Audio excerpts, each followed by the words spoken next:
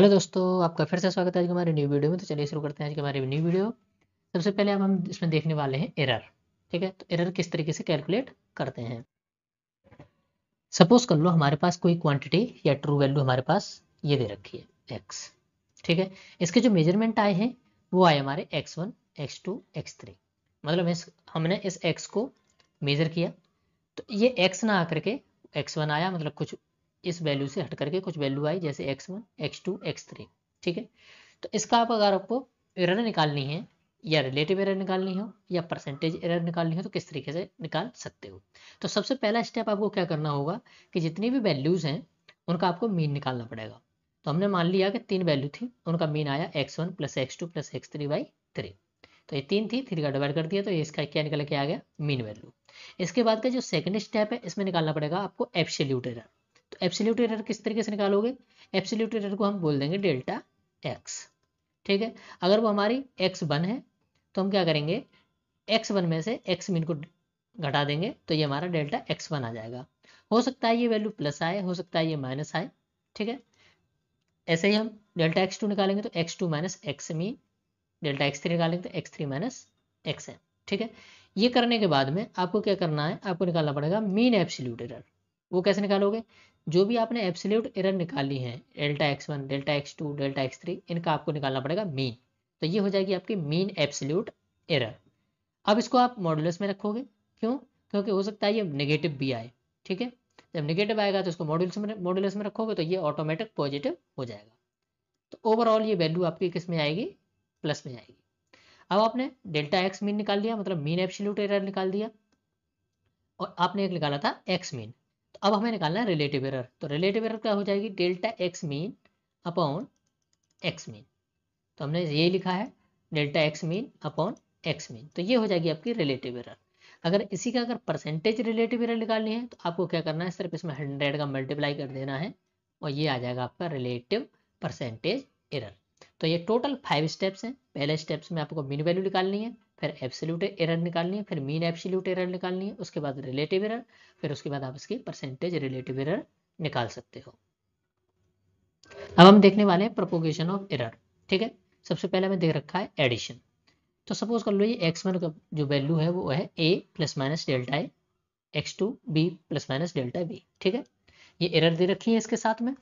अब इनको ऐड कैसे करेंगे, तो जब भी कोई एरर वाला क्वेश्चन हो तो उसको ऐड कैसे करना है, a को आप सिंपली b के साथ ऐड कर दीजिए, फिर आप करेंगे प्लस माइनस का साइन लगाएंगे, उसके बाद इसको ब्रैकेट में लिखेंगे, एरर को हमेशा ऐड करेंगे delta A plus delta b। तो ये हो गया इन दोनों का एडिशन। किस तरीके से, ए को बी के साथ ऐड किया, plus minus bracket delta A plus delta B. अब इसका अगर आपको परसेंटेज एरर निकालनी हो तो ये तो आपकी एरर है delta A plus delta B, और ये हमारी ट्रू वैल्यू। तो आप क्या करेंगे, जो भी एरर है उसको आप ऊपर रखेंगे और जो ट्रू वैल्यू है उसको आप नीचे रखेंगे और इसका मल्टीप्लाई कर देंगे 100 से। ठीक है, तो ये क्या आ जाएगा, आपका एरर निकल के आ जाएगी। अब देख लेते हैं सब्ट्रैक्शन। पहली वैल्यू दे रखी है a plus minus delta A, दूसरी value b plus minus delta B. अगर इसका सब्ट्रैक्शन करना हो, x1 माइनस x2 निकालना हो तो किस तरीके से करोगे, सिंपली a में से तो b आप माइनस कर दोगे, बट प्लस माइनस लगाओगे, डेल्टा ए और डेल्टा बी जो एरर हैं वो हमेशा क्या होंगी, ऐड हो जाएंगी। इनको माइनस नहीं करना है। ठीक है, अगर आपको सब्ट्रैक्शन पूछा है तो इसको माइनस नहीं करना है, इसको आपको क्या करना है, ऐड करना है। अब इसका अगर आपको एरर निकालना है तो परसेंटेज एरर निकालना है, तो एरर तो ये ऑलरेडी है delta A plus delta B, upon इसका आप डिवाइड कर देंगे और मल्टीप्लाइड बाई 100 कर देंगे तो ये क्या हो जाएगा, इसका परसेंटेज एरर आ जाएगी। मल्टीप्लिकेशन में कैसे करते हैं, कोई वैल्यू दे रखी है x1 a plus minus delta A, दूसरी value b plus minus delta B. इन दोनों का अगर हमें मल्टीप्लाई करना है x1 इंटू x2 तो आप क्या करोगे, a का b में मल्टीप्लाई कर दोगे, प्लस माइनस a का मल्टीप्लाई करना है डेल्टा b में और b का मल्टीप्लाई करना है डेल्टा a में, और इन दोनों को क्या कर देना है, ऐड कर देना है। ठीक है, तो ये हो जाएगा इसका मल्टीप्लिकेशन। अब इसका अगर आपको एरर निकालनी है, परसेंटेज एरर निकालनी है, तो जो आपकी जो एरर निकल के आई है a into delta B plus B into delta A, इसको आपको ऊपर रखना है और a इंटू बी वाला नीचे रखना है और मल्टीप्लाई कर देना है इसमें 100 का। तो ये क्या हो जाएगा, परसेंटेज एरर निकल के आ जाएगी इसकी। अब देख लेते हैं डिवीजन में प्रोपोगेशन कैसे करते हैं। जैसे x1 वैल्यू है a plus minus delta A, x2 में दे रखा है b plus minus delta b, x1 में अगर आपको x2 का डिवाइड करना है तो क्या करेंगे आप, सबसे पहले a में b का डिवाइड करेंगे, प्लस माइनस लिखेंगे, फिर से a में b का डिवाइड कर देंगे, delta a upon a plus delta b upon b। आपको ये डायरेक्टली फॉर्मूले याद रखने होंगे, ठीक है। एक एक नंबर में MCQs में ये आ जाएगा। अब सपोज कर लो ये दे रखा है z इक्वल टू a की पावर n। इसका अगर आपको परसेंटेज, इसका एरर निकालना है तो किस तरीके से लिखोगे, a की power n plus minus n, तो n है वो आगे आ जाएगा, इंटू ए की power n plus delta a upon a, ठीक है। अब देखिए ये दे रखा है error in exponents, y equal to x की पावर a, z की पावर b, w की पावर c और u की पावर d। तो इसको किस तरीके से लिख सकते हो, इसका एरर निकालना हो तो किस तरीके से एरर निकालोगे। आपको करना क्या होगा, जो x है इसको आपको सबसे पहले लिखना है डेल्टा x अपॉन x, इसकी जो पावर है इसका आपको इसमें मल्टीप्लाई कर देना है, देन प्लस लगाएंगे या प्लस का साइन अवश्य लगाएंगे, ठीक है।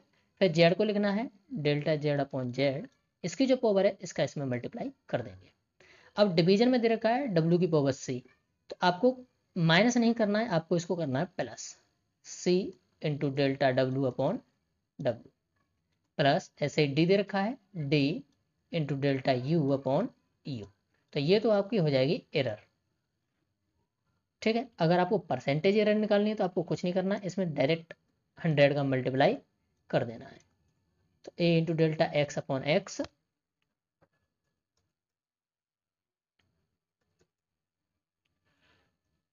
Into 100 plus b into delta Z upon Z into 100 plus c into delta w upon w into 100 plus d into delta u upon u into 100, ठीक है। ये इस तरीके से हम इसकी एरर कैलकुलेट कर सकते हैं, परसेंटेज एरर हो या केवल एरर हो। अब हम देख लेते हैं लिस्ट काउंट, इसको किस तरीके से कैलकुलेट करें, ठीक है। Minimum measurement which can be made, ठीक है, वो हमारी क्या कहलाती है, लिस्ट काउंट, ठीक है।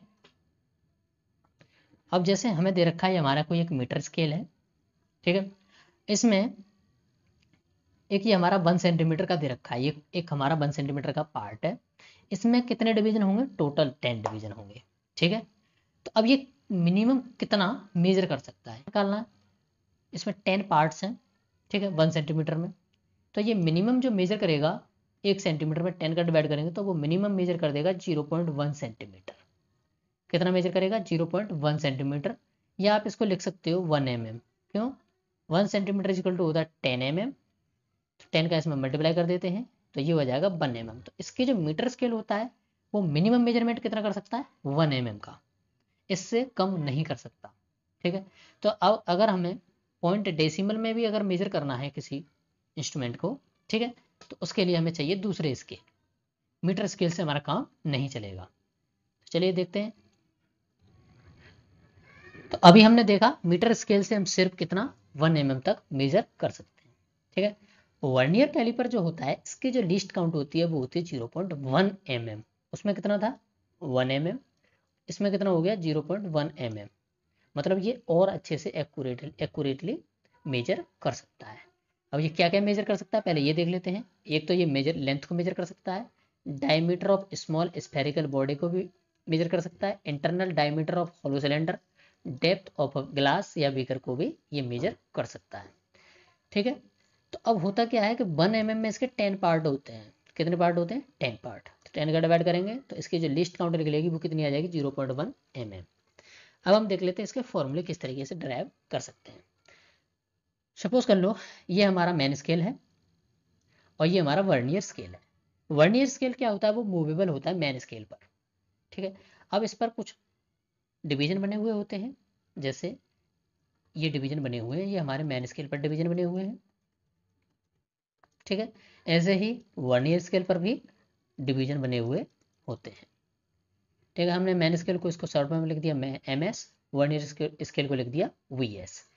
अब जो मेन स्केल होता है अगर उस पर 49 डिवीजन बने हुए हैं तो वर्नियर स्केल के 50 डिवीजन के इक्वल होता है, ठीक है।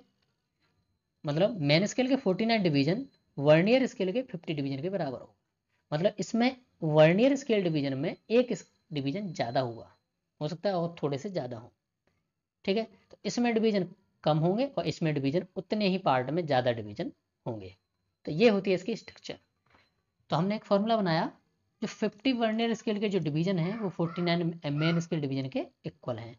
तो यहाँ से जो वर्नियर स्केल डिवीजन जो आएगा वो आएगा 49/50 इंटू MST, ठीक। अब लीस्ट काउंट किस तरीके से निकालेंगे? लीस्ट काउंट होता है MST minus VST, MST minus VST। तो यहाँ से MST में गिवन हो और VST भी हम इस तरीके से कैलकुलेट कर लें, तो यहाँ से हम इसकी लीस्ट काउंट आसानी से कैलकुलेट कर सकते हैं। और ये लीस्ट काउंट है वर्नियर कैलिपर की। अब हम एक फॉर्मूला और देख लेते हैं। जैसे ये हमारा मेन स्केल है और ये हमारा वर्नियर स्केल है।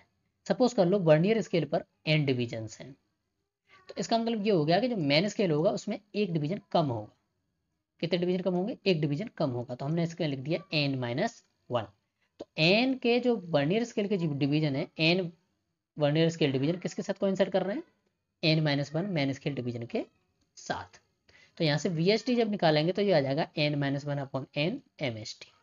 अब इसकी लिस्ट काउंट अगर हमें निकालनी है तो किस तरीके से निकालेंगे? फॉर्मूला था हमारा MST माइनस VST। तो हमने MST ऐसे ही रहने दिया, VST की जगह हमने वैल्यू पुट कर दी n-1/n MST। जब इसको आप कैलकुलेट करोगे तो आपका जो फॉर्मूला बनेगा मेन, वो आ जाएगा आपका list count equal to MST/n, ठीक है। मतलब MST के जो डिवीजन होंगे टोटल, उसमें डिवाइड करना है किसका? वर्नियर स्केल डिवीजन से। उसके क्या निकल जाएगी? लिस्ट काउंट निकल आएगी। अब हम वर्नियर कैलिपर से किसी की लेंथ, डायमीटर या डेप्थ को अगर मेजर करना है तो किस तरीके से मेजर करेंगे? तो इसका एक फॉर्मूला है। सबसे पहले हम डायरेक्ट फॉर्मूला देख लेते हैं, फिर इसको एलेबोरेट करेंगे, ठीक है। तो ट्रू रीडिंग कैसे निकालेंगे इसकी? जैसे कोई बीकर है या कोई स्केल है या पेन है, तो उसका आपको लेंथ कैलकुलेट करनी हो या डायमीटर कैलकुलेट करना हो तो कैसे तरीके से करोगे? सबसे पहले हमें देखना पड़ेगा कि उसकी मेन स्केल रीडिंग कितनी आ रही है, फिर देखना पड़ेगा वर्नियर स्केल की रीडिंग कितनी आ रही है। उसको कैसे कैलकुलेट करोगे? Main scale reading plus vernier scale reading जो होती है वो होती है वर्नियर कोइंसाइडिंग डिवीजन। इसको समझते हैं आगे। पहले ऐसे डायरेक्ट वैसे देख लेते हैं। MSR की फुल फॉर्म होती है मेन स्केल रीडिंग, VSR की वर्नियर स्केल रीडिंग, और VCD जो होता है वो होता है वर्नियर कोइंसाइडिंग डिवीजन। हमने VSR की जगह लगाया है VCD into list count. List count किसकी? वर्नियर कैलिपर की। और लिस्ट काउंट किस तरीके से निकालते हैं? Main scale division minus vernier scale division. अब देखो ये हमारी रीडिंग है और ये हमारा डिवीजन है, तो इसको थोड़ा सा ध्यान रखेंगे, क्योंकि लैंग्वेज प्रॉब्लम अगर हो गई तो शायद क्वेश्चन को कैलकुलेट करना, सॉल्व करना थोड़ा सा डिफिकल्ट हो जाएगा। तो ये हमारी रीडिंग है और ये हमारा डिवीजन है, ठीक। तो ये हो गया हमारा वर्नियर कोइंसाइडिंग डिवीजन, ये मेन स्केल डिवीजन है, वर्नियर स्केल डिवीजन है, और ये हमारा रीड है, ठीक है। अब हम देख लेते हैं किस तरीके से हम इसको कैलकुलेट कर सकते हैं, इसके ट्रू रीडिंग कैसे निकाल सकते हैं, ठीक है। ओके, तो देखिए हमारा जो मेन स्केल होगा, सपोज कर लिए कि यहाँ पर हमारा कोई इंस्ट्रूमेंट था, उसकी लेंथ या डायमीटर यहाँ तक फिट हुआ है, ठीक है, इससे आगे तक, ओके, यहाँ तक। या ये सपोज कर लो यहाँ पर हमारी कोई बॉल थी जिसका हमें डायमीटर कैलकुलेट करना था, तो हमने इसको इसमें फिट किया। तो आपको वर्नियर कैलिपर जो है यूट्यूब पर या कहीं पे भी देख सकते हो किस तरीके से बना होता है वर्नियर कैलिपर, होता किस टाइप का है, ठीक है। तो हमने यहाँ पर इसको फिट किया। फिट करने के बाद में क्या हुआ, मेन स्केल और वर्नियर स्केल की थोड़ी सी, वर्नियर स्केल मूवेबल होता है तो ये थोड़ा सा आगे हो जाएगा। अब हमें ये देखेंगे कि जो मेन स्केल है उसके जो मेन डिवीजन्स हैं वो उससे कितना आगे गया वर्नियर कैलिपर। सपोज कर लो जो 10वां डिवीजन था, जस्ट 10वां, वो 11 भी होगा 12 भी होगा, ठीक है।